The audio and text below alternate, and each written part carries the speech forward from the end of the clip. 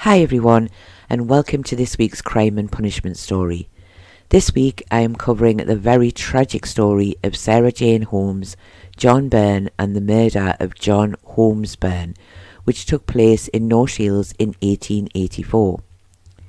But before we begin, can I just say, if you do enjoy this video, then please give it a thumbs up, and if you are new here or haven't already done so, then do please consider subscribing to the channel to help support the content we create. Thank you. John Burn Sr. was born in Bishop Wearmouth in Sunderland in around 1852 to parents John and Dorothy. He married Mary Ann Holmes in around 1873 and the couple had one child together. I don't believe that Mary Ann Holmes is actually any relation to Sarah Jane Holmes. Sadly, Mary Ann died and John, who worked as a clerk in Newcastle upon Tyne, left his son with his parents while he moved to North Shields. I must just add that some newspapers suggest the surname is Burns, but official records say Burn without the S, so that is the name I will be using. There is very little information about Sarah Jane Holmes. However, she had previously been married but had been living apart from her husband for around 12 years. In 1884, she was said to be around 34 years old, so she could have been born in around 1850. She had met John Burn Sr. around 5 years earlier, and until recently the couple had been living together as man and wife in Church Way in North Shields. John's son had lived with them briefly for around 3 months. John Holmes Burn, the victim, was born in Newcastle in around 1875. He was the son of John Burn and Mary Ann Holmes, and at the time of his death he was only around 8 years old. It would seem that John Sr. and Sarah Jane had lived together in North Shields for a short while before John decided to bring his son to live with them in January of 1884. However, this did not last for very long.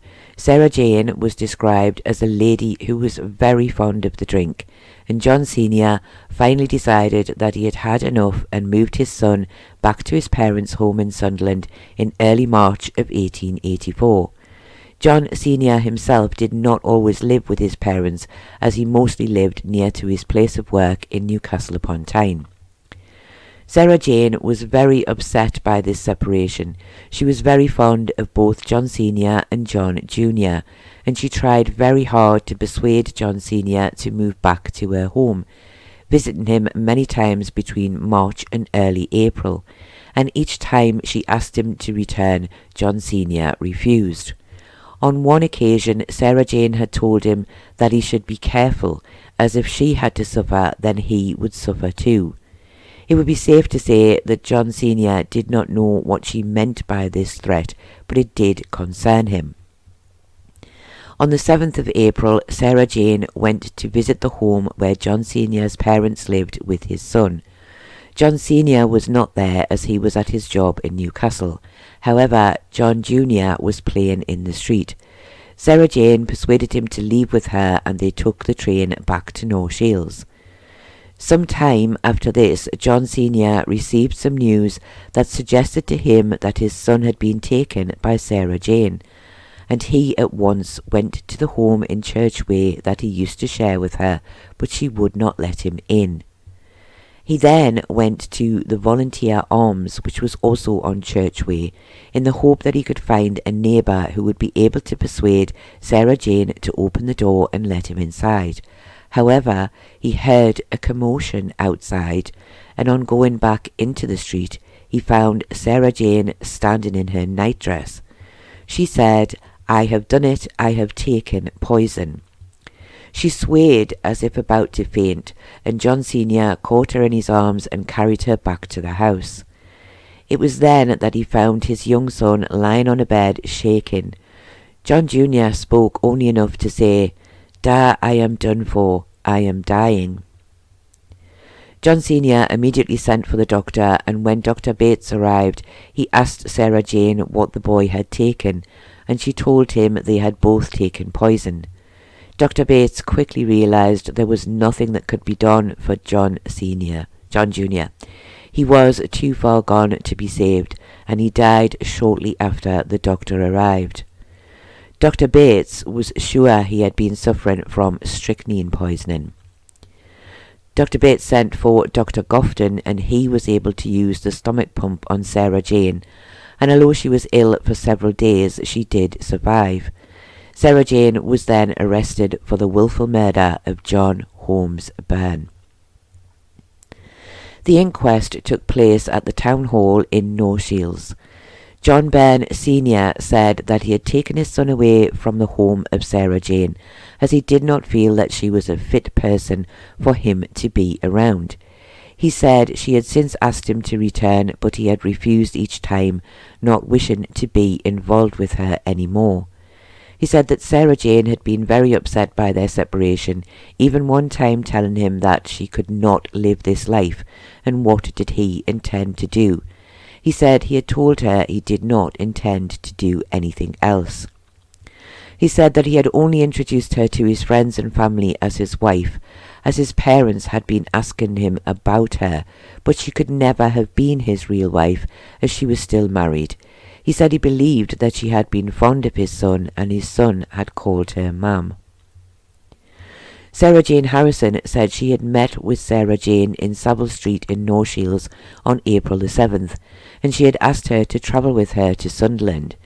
Mrs. Harrison said Sarah Jane had not said why she wanted her to go, but had offered to pay her train fare and give her something for going. At first she had said no, but she had then changed her mind. She said they went to the house where John Burn Sr.'s parents were living, and a few moments after they arrived, John Burn Jr. came out of the house and began playing with two other children in the street. Sarah Jane walked towards him, and he immediately ran up to her. She took hold of his hand, and they headed back to the railway station. Mrs. Harrison said John Jr. asked where they were going, and Sarah Jane told him that they were going to see his dad and to get his portrait taken at the market. Mrs. Harrison felt that the boy liked Sarah Jane, and she seemed to be very kind to him. He was more than happy to get the train to North Shields with her. Elizabeth Mearns said on the night of the murder she had seen John Burn Sr. knocking on the front door of the house in Church Way where Sarah Jane lived. She heard him say, "Open the door and don't be silly. I know you have Johnny in there." He got no reply, so he then said if she did not open the door he would go for the police. Elizabeth said she had told him that the boy was definitely inside with Sarah Jane. She herself tried knocking and told Sarah Jane that John Sr. was there, but she was told to mind her own business, so she went away. Later, when John Sr. had been able to get into the house, she had gone inside with him. She had seen the poor boy and asked him if his mum had given him something, and he said yes. She then asked Sarah Jane what he had taken. She said that she had told her he had had half of what I have taken, so that he can suffer the same fate as myself. Elizabeth said she then went for the doctor. However, the doctor she went for did not seem to understand the problem and would not come back with her, but when she returned to the house she stated that Dr. Bates was already there. Mary Mitchell, who said she lived in Camden Street in North Shields, said she had seen Sarah Jane on her doorstep in her nightclothes, and on going over to ask her, she had asked her to fetch John Sr. to her, which she did. She claimed that she had heard Sarah Jane tell John Sr. that she had done all this for him, before she appeared to sway as if in a faint, and had to be carried back inside by John Sr. She said she had heard Elizabeth Mearns ask Sarah Jane what the boy had taken, and also heard her reply that he had had half of what I have taken, so that he can suffer the same fate as myself. She said after the poor boy had died, Sarah Jane had called John Sr. over and asked him to forgive her for what she had done. She stated that John Sr. had told her he would forgive her if God would forgive her. Robert Stubbs, chemist of Savile Street, West, North Shields, said he had sold a sixpenny packet of vermin killer on March the 1st to a lady going by the name of Nance Burn, who lived at Churchway in North Shields. To the best of his knowledge, Sarah Jane Holmes was the person who claimed to be called Nance Burn. The mixture he sold her contained strychnine and was labelled poison. James Williamson, chemist of Union Street, North Shields, said he had sold a packet of Battle's vermin killer on March the 25th to a lady who went by the name of Nance Burn. He said that Sarah Jane was the person who made the purchase. He said she was a frequent visitor to his shop for other items.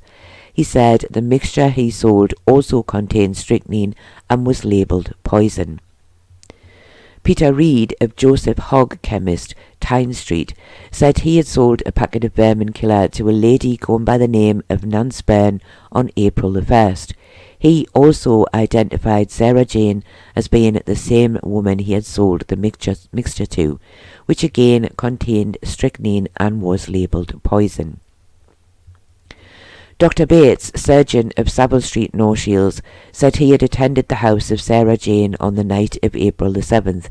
He said John Jr. was displaying the symptoms of strychnine poisoning and that he had died just a short time after his arrival. He said that with the help of Dr. Gofton, they had then used the stomach pump on Sarah, who had been showing the same symptoms as John Jr., and although she had been quite unwell, she had made a full recovery.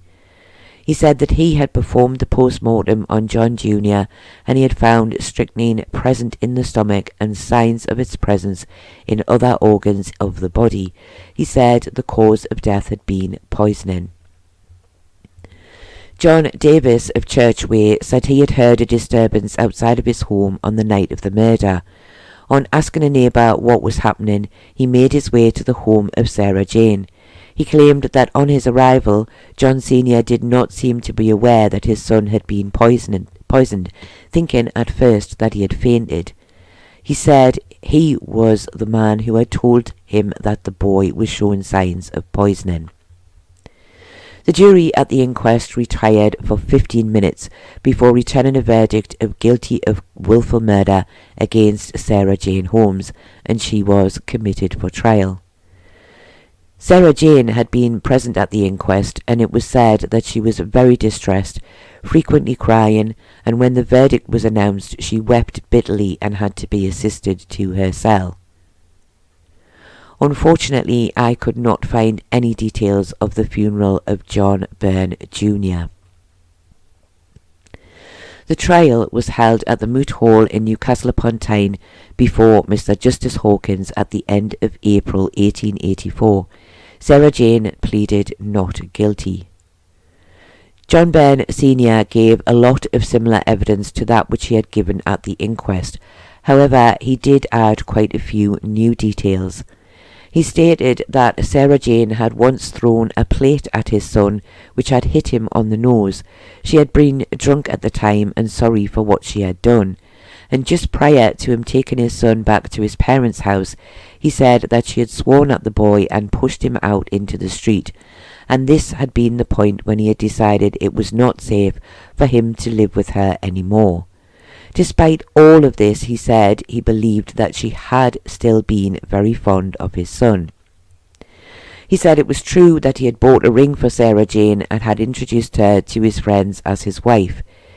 He also had a few drinks now and then, and if they were both the worse for drink, the arguments between himself and Sarah Jane could be quite bad, and he had one time hit her during one of these arguments.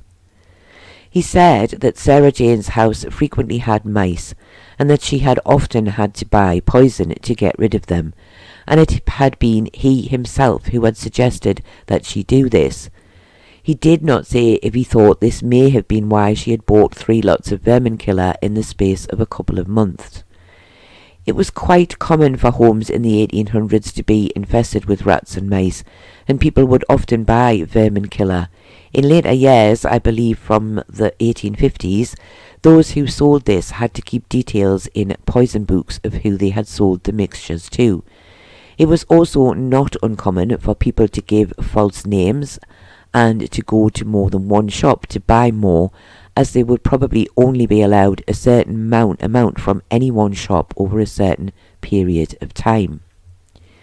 John Sr. claimed that before his son had died, he had asked for a drink of water, and he stated that he did not want milk like his mother had given him, as that had tasted bitter. Sarah Harrison, Elizabeth Mearns and Mary Mitchell all gave the same evidence as they had given at the inquest. The three chemists who had previously stated that Sarah Jane had bought vermin killer from them all gave the same evidence, with only Robert Stubbs stating that Sarah Jane had said she had wanted it to kill some mice. Dr. Bates gave very similar evidence to that at the inquest, but when asked he stated that if strychnine were to be mixed with milk, it would give it a very bitter taste.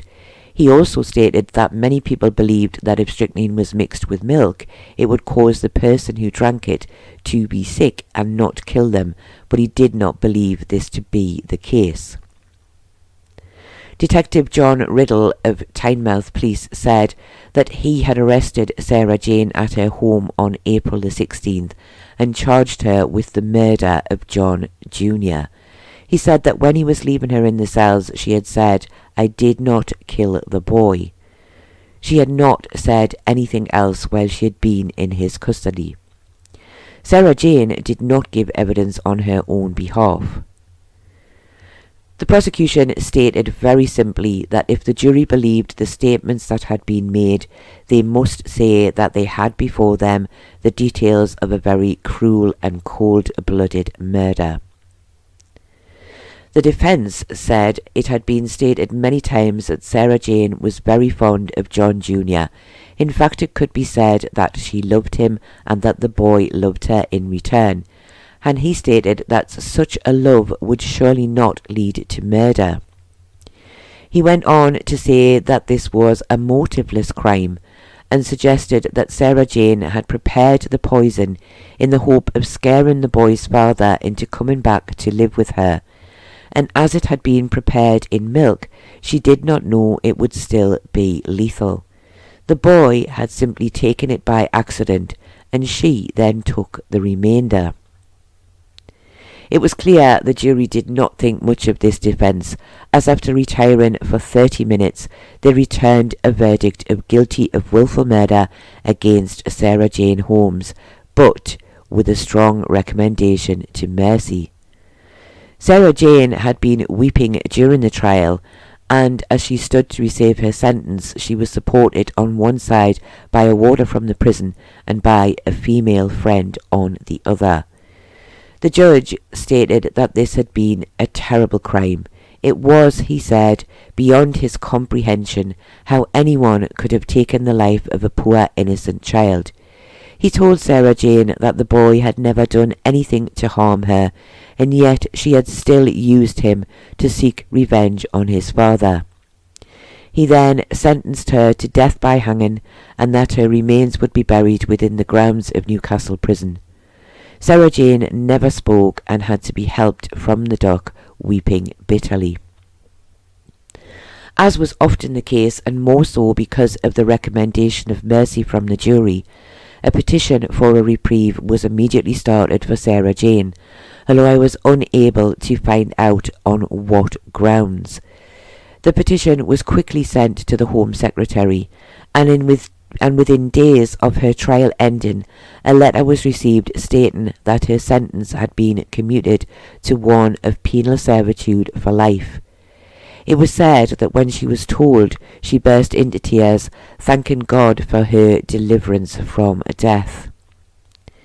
During her short time in Newcastle Prison, Sarah Jane was visited by an aunt and uncle from North Shields, and she received regular visits from the prison chaplain, the Reverend Bolam. And it was said that after the reprieve, she was visited by a Mrs. Watts of North Shields, who was described in the newspaper as being a daughter of Mrs. Holmes. However, this information did not seem to be correct, as Sarah Jane Holmes was said to be only around 34 years old, so may not have had a married daughter. So it is possible that Mrs. Watts may have actually been Sarah Jane's mother.